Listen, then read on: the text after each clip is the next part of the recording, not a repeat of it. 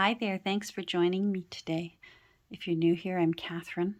I have a flip through of a journal that I finished relatively recently. Because we have had a postal strike up here in Canada.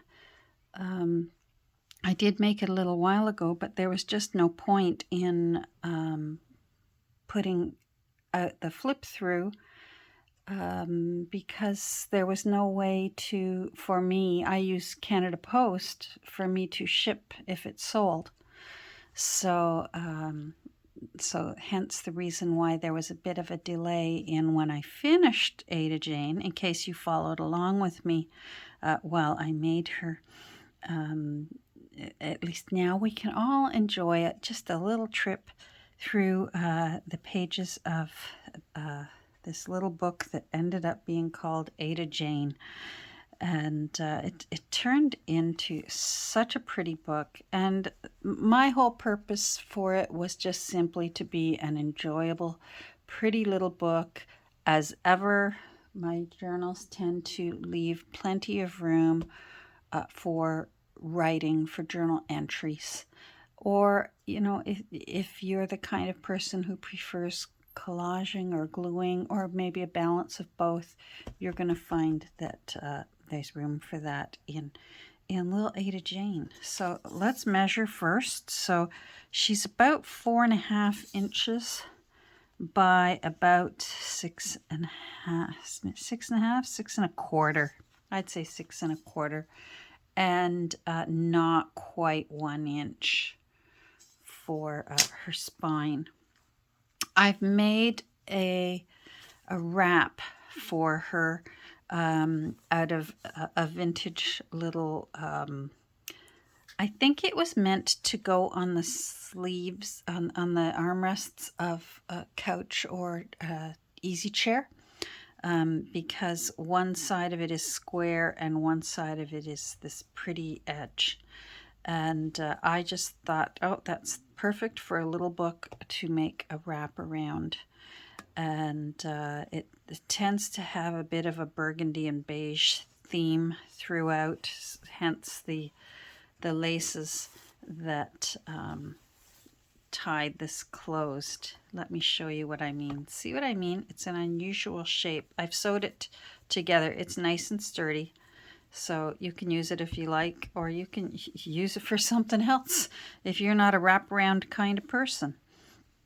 But see what I mean? I think it was meant to lay on top of the arms, because I actually have two of them. So that's what I think it was for. And here, somehow she started getting called Ada Jane. And this is an actual genuine carte de visite on the front cover.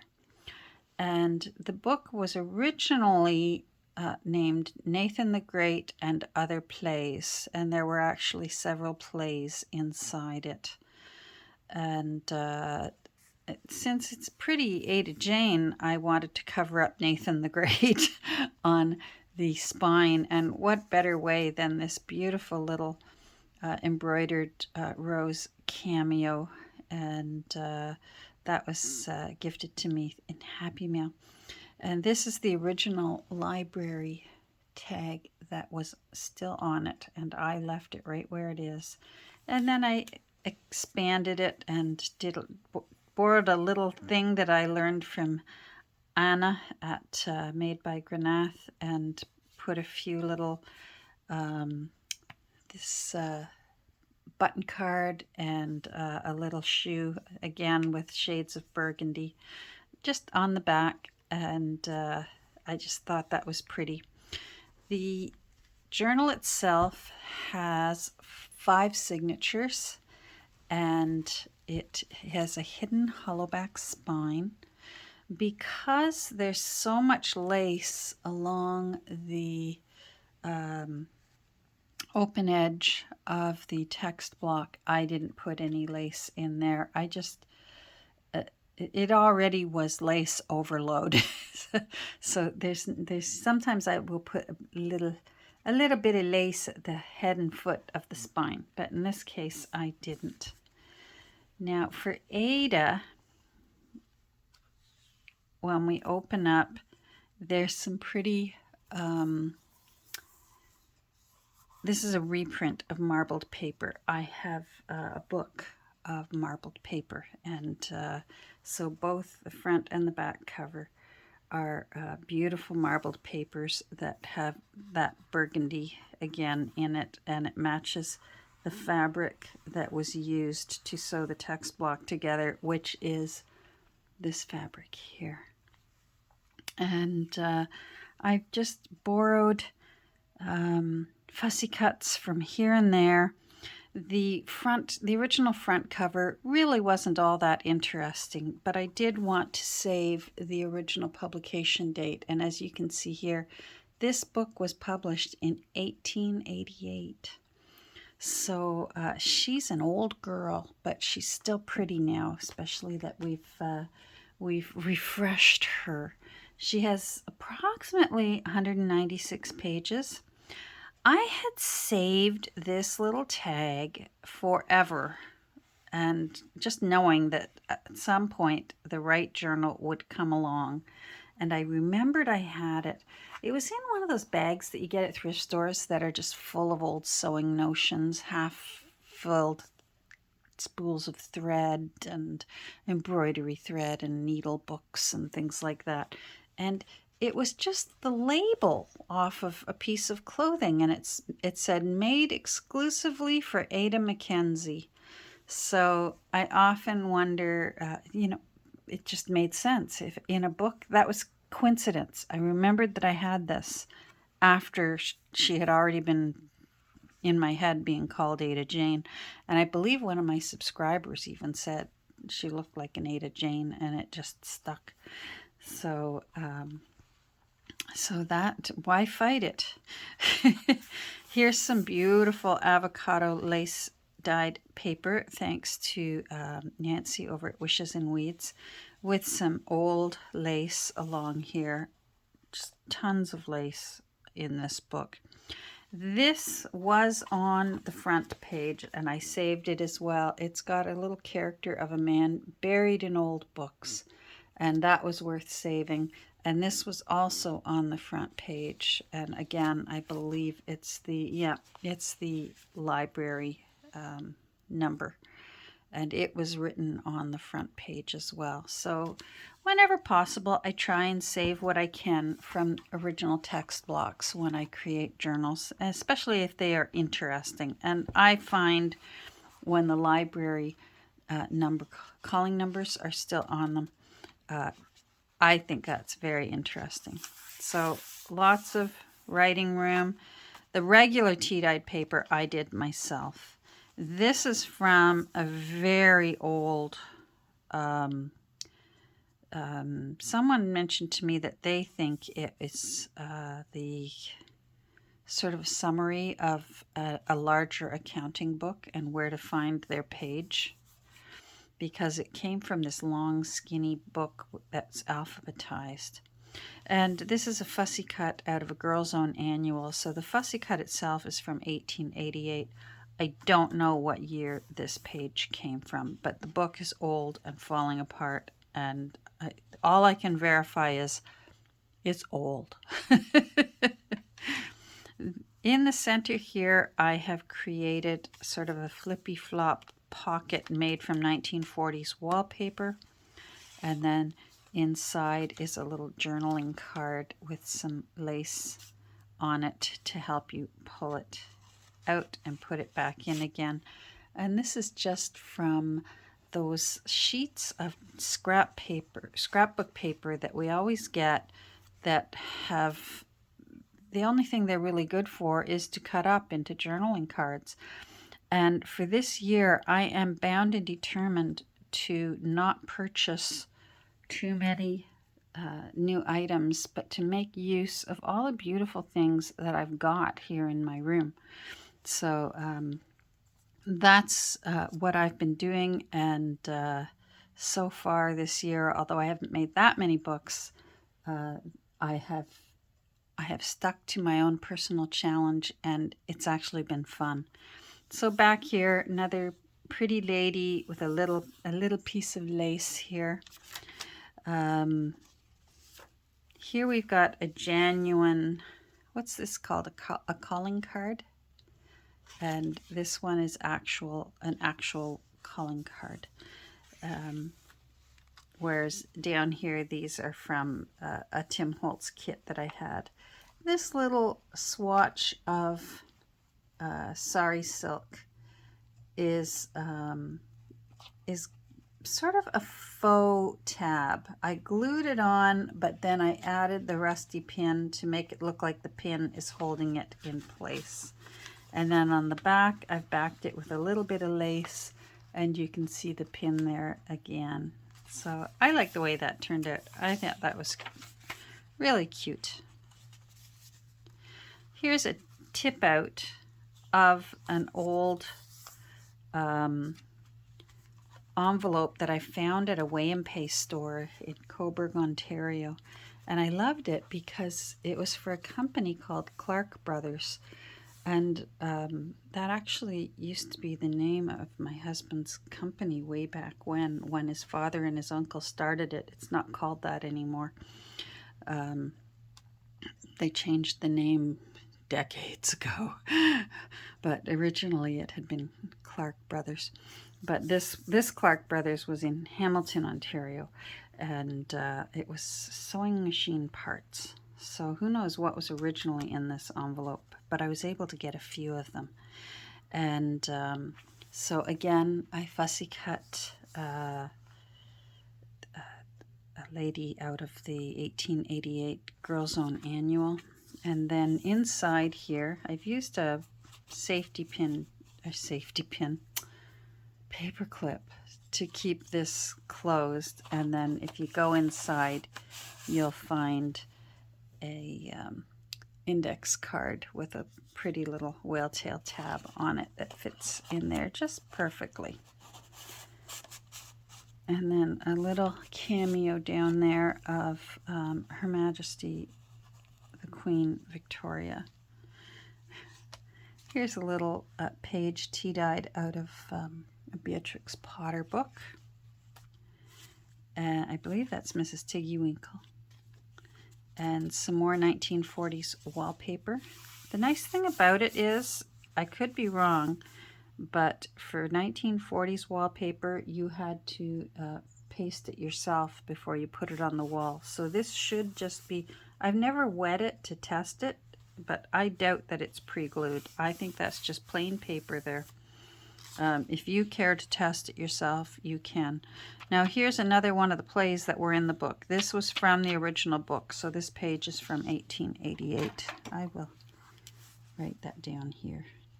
1888. So it's one of the other plays that was in the book, but for some reason they named the book after the one play. I guess maybe it was more popular. Nathan the Great. This is from a Reckoner, which is like a book of calculations from 1916. Some more of Nancy's amazing avocado lace paper and some vintage lace just hanging off the side there. I loved that. And a little more Beatrix Potter there, just full of pretty things. And you know me, I just like hilarious old ads from out of a newspaper, out of an old newspaper or magazine, not sure. This is a movable tag, so it can come off, and this can be journaled on. You can just flip it and journal or tear them off and use them somewhere else, but it's got a tab on both sides, and that way you can actually tuck it back on the top and move it around the book wherever you like. There's the other side. Yep, that's Mrs. Tiggy Winkle. And a little, I had an offcut more of the lace paper from Nancy, so I made a baggage tag but it's a folio type, so you'll see the other side when we get to it. A little bit of vellum. Thank you, Tim Holtz. This is a vintage needle booklet that I took the foils out. It was empty. I took the foils out and I lined it with antique ledger paper. You can barely see the lines on it, but it's there. It was a little tricky to cut around in there, but it was totally worth it. I really love how that turned out. And some hand crocheted lace here sewn on. The other side of the vellum. Here's the other side of that tag, and just a little faux ephemera. That's a sticker from those little booklets of stickers of ephemera of Victorian scrap. There's Nathan the Wise. Oh, I'm wrong. Not Nathan the Great. Nathan the Wise. So Act 1. And here again, you can see someone has taken the time. Throughout the book, it's there.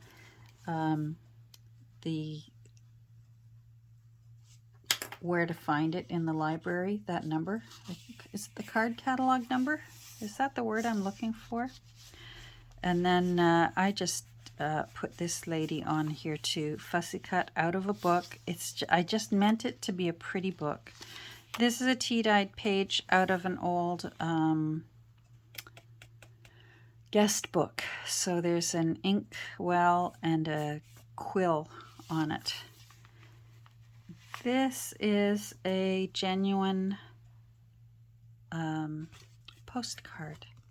And it says, with kindly greetings and all good wishes for your birthday. But it was pretty with pink flowers, so I just thought, okay, a young lady named Ada might save that sort of thing. And there's writing on the back from the original sender. And a rusty paper clip. I've recoated it so that you won't get rust on your page. Although if you're like me, I wouldn't mind if rust got all over the papers, but some people don't want that. And I just had some leftovers of the fabric that was used to make the to sew the text block together, so it got used. Here's the other side of that the old accounting book directory, I guess it is.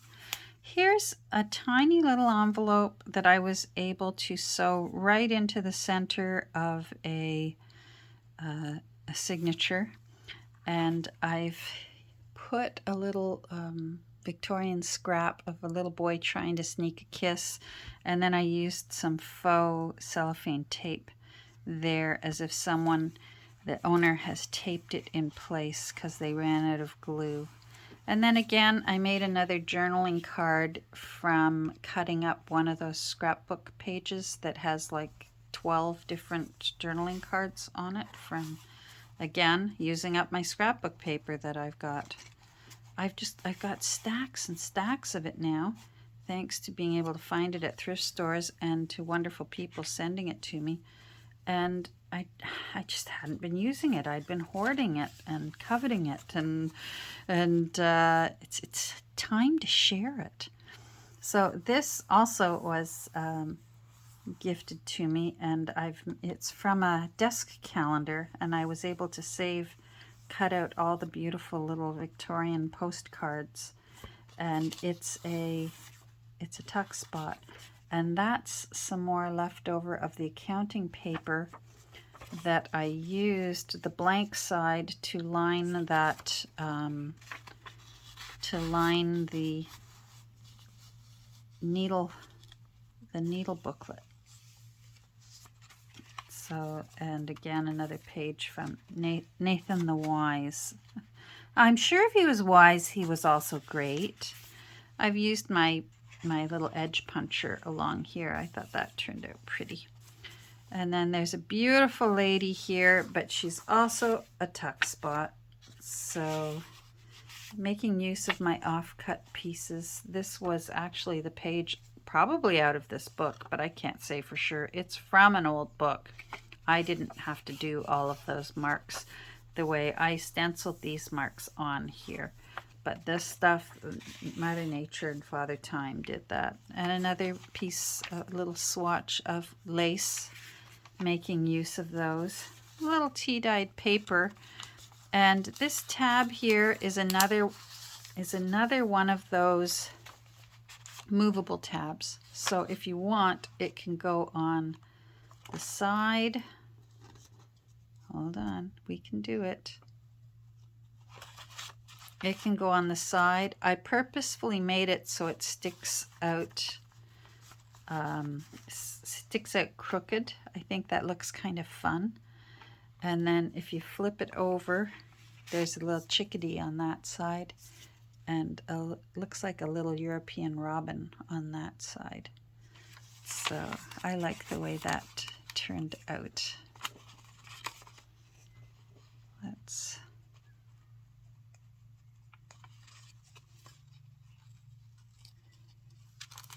It's really not that hard. These sort of things slow down because you know that you've got the camera going. That's why that happens. And then I've just put some tea-dyed paper in that side because I hate leaving tuck spots empty. Another little tuck spot, making use of the beautiful postcards from that day planner. And then this is a page out of an old book that I have from 1897. And this page happens to be how to take care of the feet, how to cure corns, chilblains, ingrowing nails, cold feet, etc. So just in case you were wondering how to do that, this page from 1897 will cure all of your pedicure woes. And a little page out of one of those Sears Roebuck reprints, and this is a tiny one, so it's a nice size to put into little books. Usually they're quite big. This is from a doll pattern book of German ceramic dolls. And another genuine postcard with some cute little birds and pink flowers again. And then there's a whole letter on the back.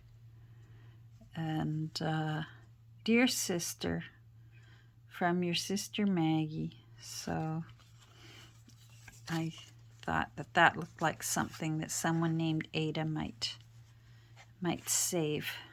If it's from her, if she had a sister named Maggie and she saved it.